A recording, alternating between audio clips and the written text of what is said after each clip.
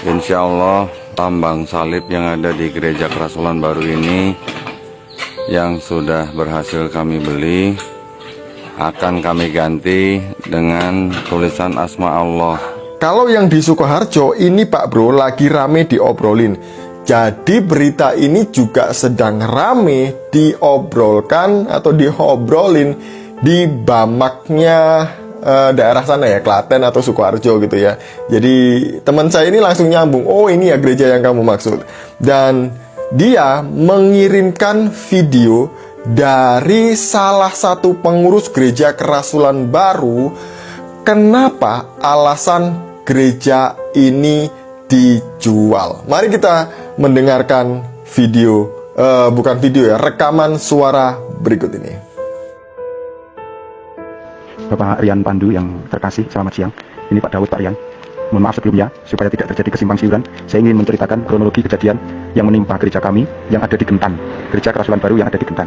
Yang pertama, gereja itu sudah kami tutup beberapa bulan yang lalu, sehingga sudah tidak digunakan sebagai tempat ibadah. Kemudian kami berniat menjual. Beberapa gereja sempat berminat dan menawar, ya, tapi belum sampai ada kata sepakat. Kami masih bersabar, sampai kemudian datang seorang yang mengaku dari gereja Kabar Baik, namanya Pak Matias. Saya lihat KTP-nya itu Katolik, yang memberikan penawaran sesuai dengan harga yang kami tetapkan. Akhirnya terjadilah kesepakatan pembayaran lunas. Ya, sampai di situ kami ke notaris, dibuatlah surat perjanjian perikatan, belum sampai ke AJB, Tapi begitu selesai, kami mendapat berita bahwa ternyata Pak Matias yang KTP-nya Katolik itu ternyata suruhan dari Hani Kristianto, itu mualaf Cina, ya, mualaf Cina yang menjadi donatur, yang membayar gereja kita yang ada di Gentan itu, dan langsung membuat gerakan di mana mereka akan mengadakan buka puasa bersama di gereja, akan mengadakan sholat tarawih di gereja, bahkan menyebar berita ini melalui YouTube, yang intinya ada gereja menjadi Masjid Isa Al-Masih. Ya, saya shock. Semalam nggak bisa tidur sampai pagi. Saya konsultasi sama gereja Kerasulan Baru yang ada di pusat, diminta untuk membatalkan.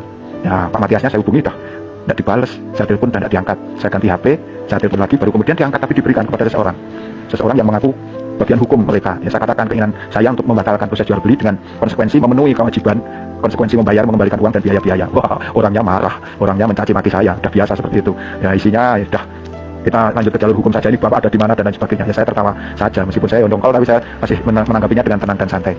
Akhirnya telepon diputus. Ya, kebetulan notaris yang kami pakai itu dari Yayasan Baptis. Dia berpengalaman 15 tahun ngurusi masalah seperti ini. Nah, Ibu Wahyurin namanya, itu memberikan penguatan kepada saya begini.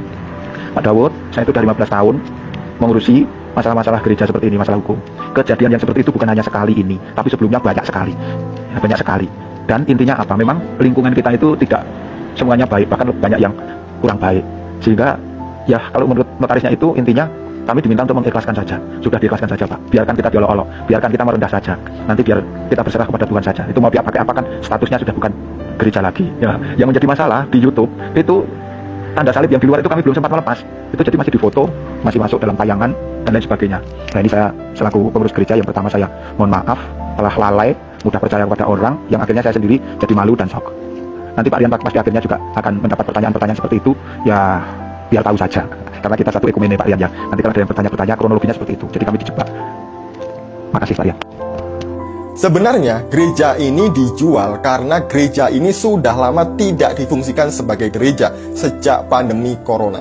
Kenapa? Karena yang pertama ibadahnya online, yang kedua jikalau ada ibadah maka digabung dengan gereja induk atau gereja pusat dari gereja Kerasulan Baru. Dan kemudian gereja ini dijual karena merasa sudah tidak difungsikan lagi. Pertama, sudah banyak gereja-gereja lain juga yang menawar, namun belum ada kesepakatan. Nah, datanglah seorang yang bernama Matias. Nah, siapa Matias ini? Nanti ada di grup Bamak siapa Matias ini ya. Nanti saya bacakan dari grup Bamak di sana. Nah, datanglah seorang Matias katanya yang mengaku dari Katolik dan akan dipakai Katolik gedung ini. Karena KTP-nya Katolik, maka pihak gereja tidak punya pikiran macam-macam atau pikiran negatif lah. Percaya kalau ini dari Katolik tanpa cek and recheck siapa orang ini. Jadi dijuallah kepada orang ini dan dengan kesepakatan harga, dan akhirnya mereka deal dengan harga itu, dibeli. Yang menarik di grup Bamak, ada seorang hamba Tuhan yang mengatakan bahwa si Matias ini adalah orang yang sama dengan orang yang bernama Yohanes Kristanto alias Pak Yo. Jadi orangnya mengatakan demikian. Ini orang yang mau beli gereja Pak Teddy. ini orang yang sama yang menipu dan bawa lari motor saya, namanya bukan Matias tapi Yohanes Kristanto. Jadi menurut Bapak ini, orang yang bernama Matias ini adalah orang yang sama dengan Pak Yo. Kalau Bapak Ibu masih ingat di video saya yang ini, jadi orang ini, Pak Yo ini mengaku sebagai mantan pendeta dari YHS dan GPPS, pernah sekolah di Harvest. Nah, ketika saya klarifikasi di Harvest itu, Bapak ini ketika diwawancara kerjaannya adalah tukang jual beli motor atau mobil. Nah, barulah terkuak di sini bahwa Pak Yo ini pernah menipu orang di sana, membawa lari motornya. Walah, penipu toh ya. Itu aja ngakunya pendeta dari YHS dan juga GPPS. Padahal setelah saya klarifikasi dari YHS dan GPPS, tidak pernah ada nama pendeta yang namanya Yohanes Kristanto. Apakah benar satu gereja dimualafkan? Jawabannya gini, tidak. Karena jemaat bisa ibadah online, maka jemaat digabung dengan induknya, kata pengelola Pak Daud. Ingat itu ya. Fakta bahwa gereja ini dijual benar, tapi dengan cara menipu tadi itu, yang menyuruh orang yang katanya mau dipakai Katolik karena KTP-nya Katolik, namanya juga Katolik, tetapi ternyata suruhan Hani Kristanto untuk dijadikan masjid. Nah, pendeta ini tahu tentang gereja ini ya. Saya tahu, oh siap, mau lewat apa, kata beliau, Pak Pendeta ini.